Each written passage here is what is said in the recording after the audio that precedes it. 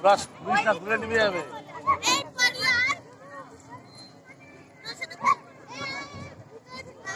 হ্যাঁ দিয়ে দে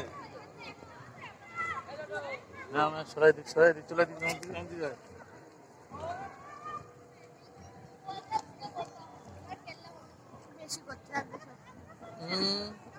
বলো আজ আমাদের নারাপুরা কাল আমাদের দোল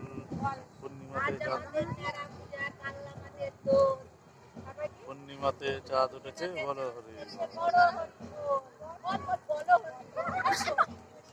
এই ছোড়া